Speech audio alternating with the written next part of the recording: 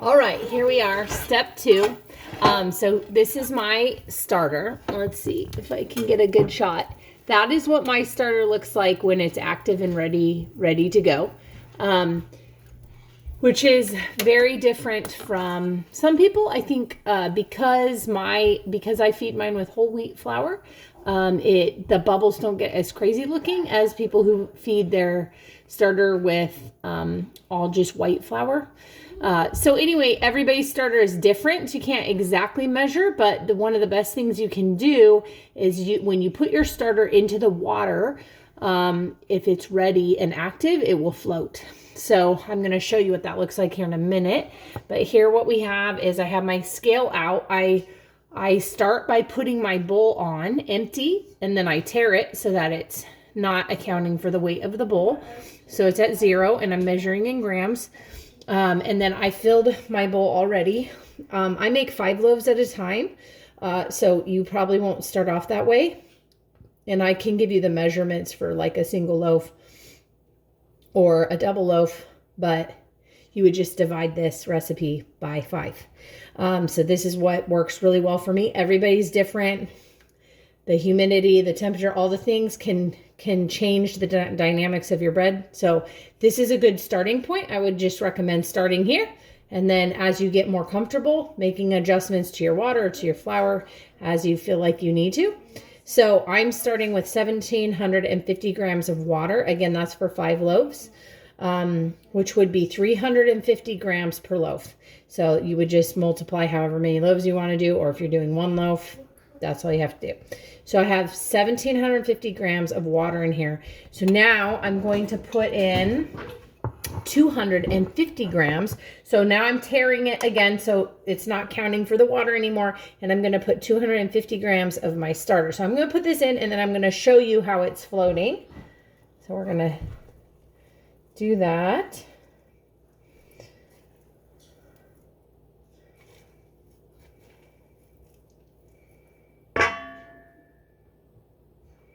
A little bit more. Smidgen more. Okay, so let me show you what that looks like. I'm just gonna tip the phone this way. Okay, so see how it's floating up at the top of the water there? So that, there's all the gases are working, so it's gonna help the bread rise. So we've done 250 grams of flour. I'm going to tare it one more time. Well, multiple more times here, but now I'm going to add in 50 grams of salt. So it's 10 grams per loaf. And like I said, people do this process very differently. This is one of the most simple ways to make sourdough, and my loaves turn out really beautiful. So I figure why change it? It's so simple, it's so doable. But a lot of people don't put the salt in this early, but I do, and it works great. So I've tared it. Now I'm going to put 50 grams of salt.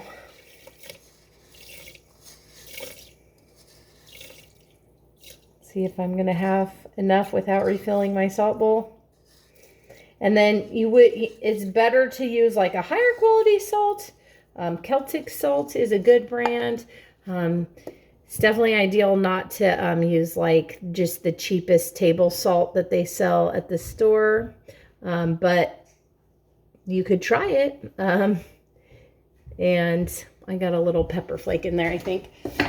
But I got it out. So now that that's all in there, so we have water, salt, and sourdough starter. You're literally going to stir that up really good. And then we're going to add the flour.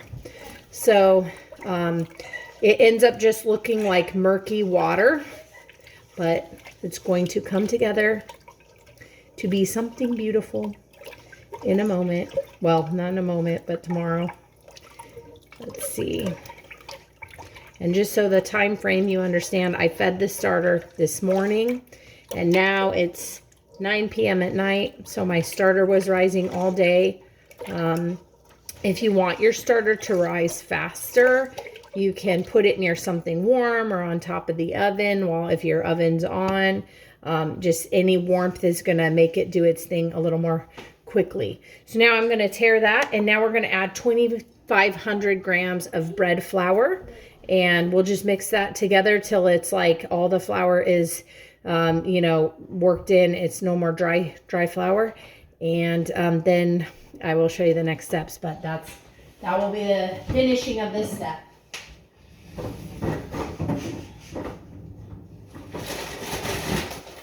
All right, so as much as I would love to be milling my own grain or using fancy high-end flours, I'm not. I just use Sam's Club bread flour.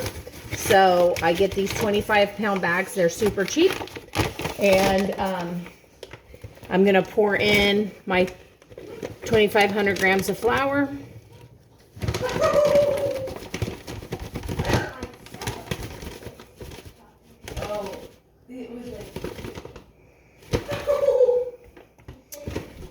All right.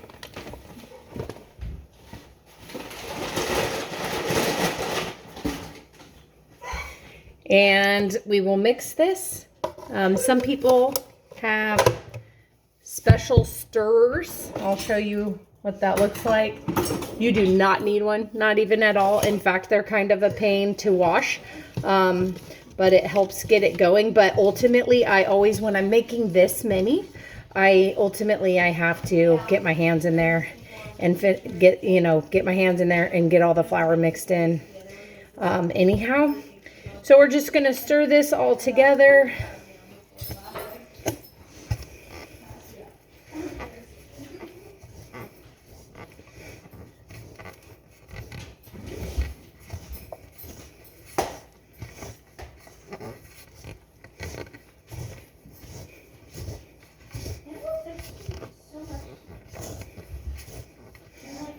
So this is where it's time to just go for it. Will be way faster if I put my hands in.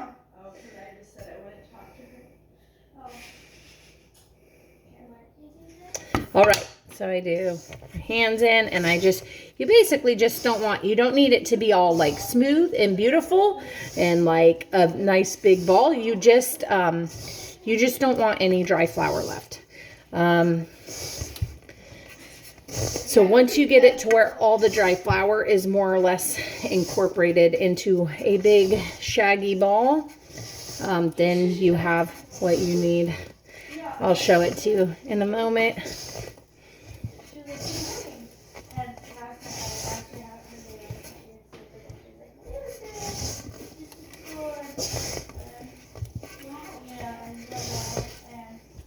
So obviously scraping down at the bottom, making sure like clear underneath there isn't flour. Obviously, like this is a little more work when I'm doing 5 loaves than if you have a bowl of just like 1 or 2 loaves worth. It's a little easier to work it and won't take quite as much effort or time, but overall it still does not take a lot of time.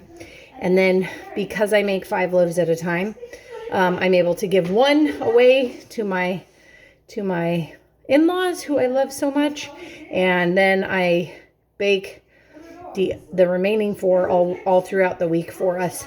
So we go the entire week with fresh sourdough, and that feeds our family of 7 for like the entire week. So messy hands. So this is what you're going for. This is my big ball of dough. And then we're going to let it sit for an hour. I'll put the lid on top. I won't press it in. I'll just cover it without it pushing in to seal. And then I'll come back in an hour to do the stretch and folds.